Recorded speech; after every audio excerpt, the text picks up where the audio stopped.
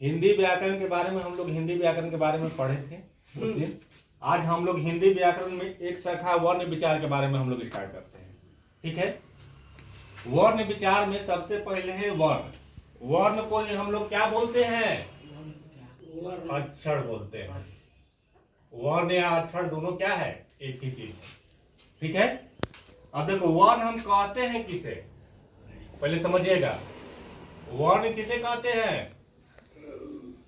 वर्ण उस मूलध्वनि को कहते हैं जिसे खंड या टुकड़ा न किया जा सके। यानी कहने का मतलब है कि हिंदी व्याकरण का वह छोटा से छोटा टुकड़ा जिसे हम खंड नहीं कर सकते हैं। ठीक है जी सर। और वर्ण हम किसे भी कहते हैं, पहले समझिएगा। इसमें आप लोग पढ़े होंगे कहीं कि हिंदी व्याकरण में जो है से वर्ण क्या है, ये वाला केवल आप लोग डिफिनेशन पढ़े होंगे। वर्ण उस मूलध्वनि को कहते हैं जिसे खंड या टुकड़ा न किया जा सके। ठीक है, लेकिन यहाँ पर देखिए दूसरा डिफिनेशन में हम लिख दिए हैं, तीसरा भी लिखे हैं।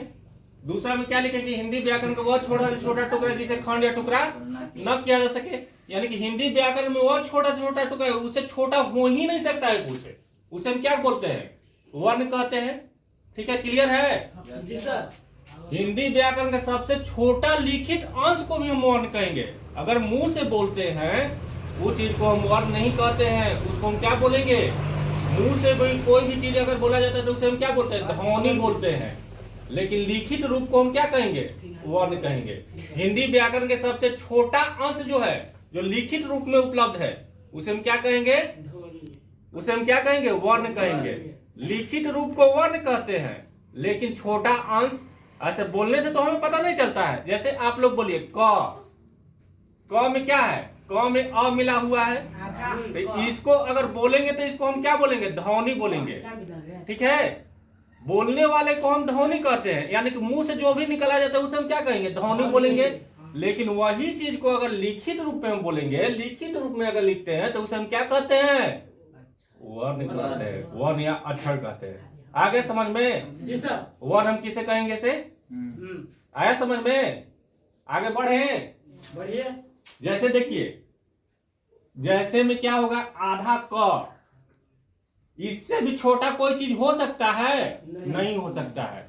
अगर यही चीज को हम लिखते हैं क, तो क कैसे होता है? क में अ मिला हुआ है, तभी तो क का निर्माण होगा।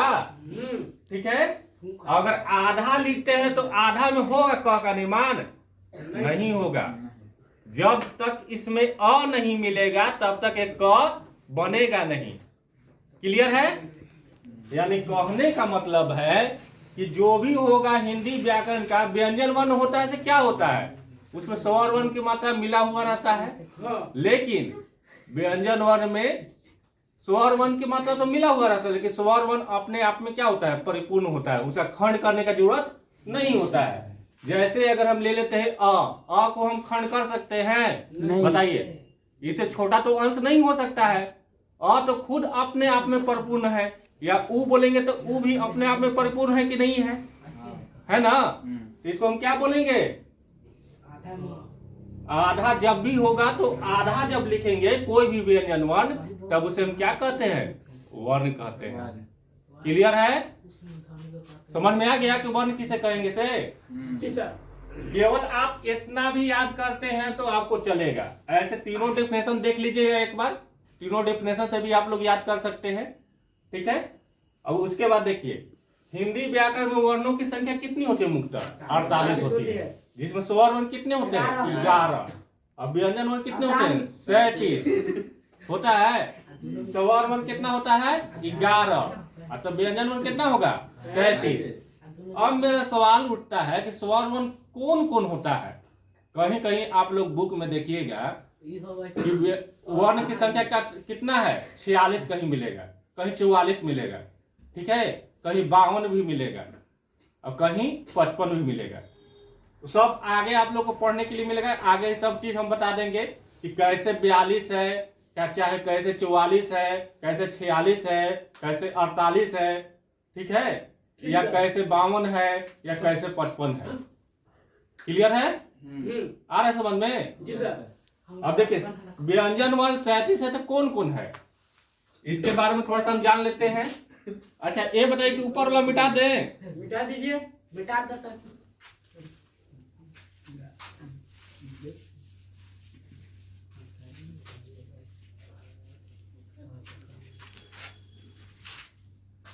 देखिए व्यंजन वर्ण 37 वो कैसे है, अस्पष्ट व्यंजन की संख्या कितनी है समझिएगा 25।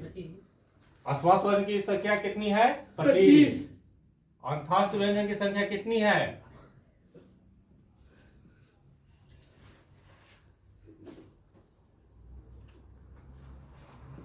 इसकी संख्या है 4। उस व्यंजन की संख्या कितनी है 2। 4। ठीक है।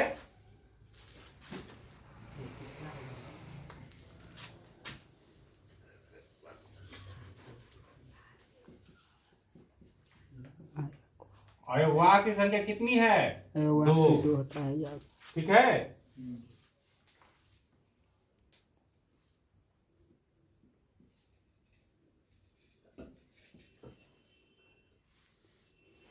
अतिरिक्त वर्गीय व्यंजन इसकी संख्या कितनी है बोलिए 2। कितनी है इसकी संख्या 2। अब इसको जोड़िए 25 और 4 29 और 4 33 33 2 35 2 37। पता चल गया कि 37 वो कौन कौन है से। अगर बोला जाए कि व्यंजन वर्ण 37 वो कौन कौन है तो आप लोग बता नहीं सकते हैं कि अस्पष्ट व्यंजन 25 है, अंतस्थ व्यंजन 4 है, उस व्यंजन 4 है, अयवाह 2 है, अतिरिक्त वर्गीय व्यंजन है से 2 है। अब मेरा ये सवाल उठता है कि कोई कोई इसको मान लेता है कि क्या है ये व्यंजन वर्ण में नहीं आता है, लेकिन ऐसा कहना गलत है। ये भी व्यंजन वर्ण में ही आता है और इसलिए ये व्यंजन वर्ण में आता है। समझिएगा पहले आप लोग क्या है कि इसमें स्वर वर्ण की मात्रा मिला हुआ है। आगे जब डिफिनेशन बताएंगे ना कि स्वर वर्ण किसे कहते हैं व्यंजन वर्ण किसे कहते हैं तो आप लोग को अच्छी तरह से समझ में आएगा कि स्वर वर्ण होता है तो क्या होता है या व्यंजन वर्ण होता है तो क्या होता है। ठीक है। ठीक है। जब स्वर व्यंजन वर्ण क्या होगा तो अयवाह फिर आप लोग को क्लियर होगा कि अयवाह है तो आखिर व्यंजन है तो कैसे है। ठीक है। चाहे व्यंजन वर्ण के अंतर्गत इसको क्यों लेके आया गया है।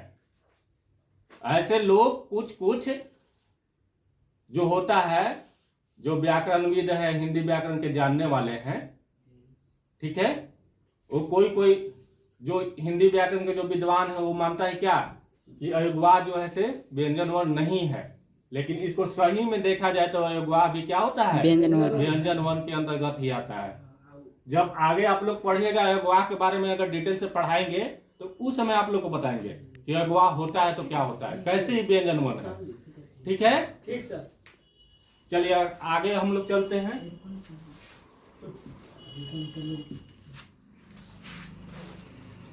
समझिएगा इसको वर्णों के समूह को हम क्या कहते हैं वर्णमाला कहते हैं। ठीक है। जैसे अब आप लोग क्या बताए थे कि आधा क आधा म आधा च आधा ब ये सब जितना भी ऐसे क्या है वर्ण इसको कहते हैं। अ का अच्छा टुकड़ा किया जा सकता है नहीं किया जा सकता है। ठीक है। आ का टुकड़ा किया जा सकता है नहीं किया जा सकता है। ए का टुकड़ा किया जा सकता है नहीं किया जा सकता है। यानी कि हिंदी व्याकरण का ये भी क्या है छोटा अंश है। इसके सिवा हम लोग क्या कर सकते हैं इससे छोटा कोई अंश नहीं हो सकता है। ठीक है। क्लियर है।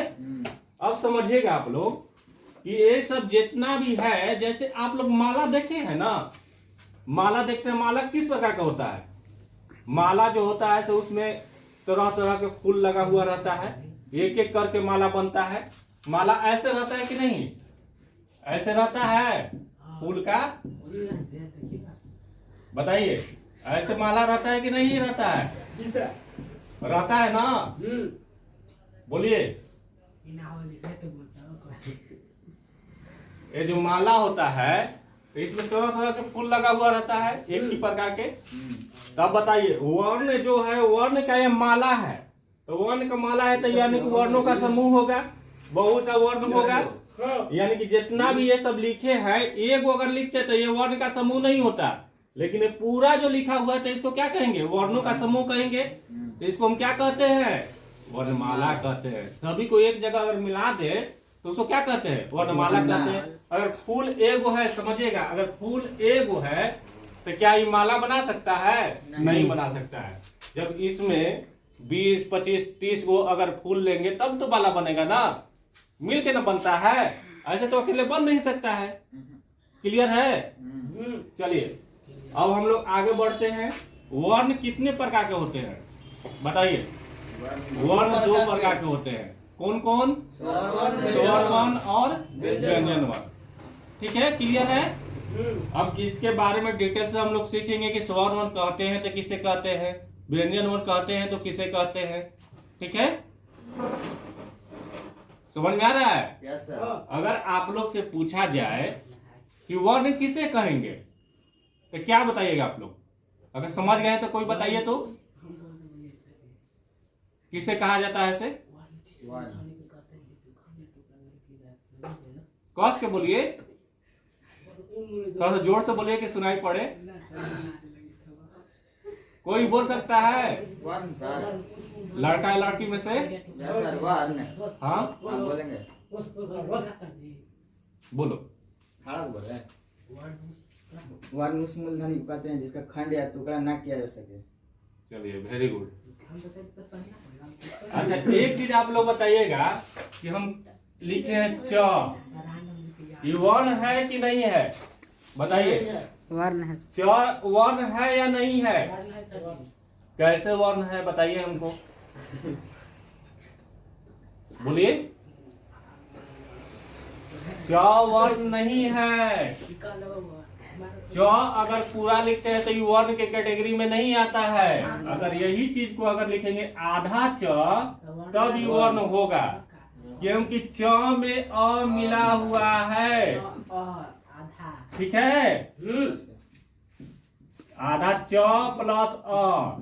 तो आप लोग डिफिनेशन में क्या लिखवाए हैं कि वर्ण उस मूलधनी को कहते हैं जिसे खंड या टुकड़ा न किया जा सके। तो च के तो खंड हो सकता है, इसलिए ये वर्ण के अंतर्गत नहीं आएगा। जब आधा च लिखेंगे तो ये क्या होगा? वर्ण के अंतर्गत आएगा। आया समझ में? Yes sir. अगर च हम मुंह से बोलते हैं तो इसको क्या बोलेंगे? तब ये वर्ण होगा। अगर लिखेंगे तो च इस प्रकार से हम नहीं लिख सकते हैं।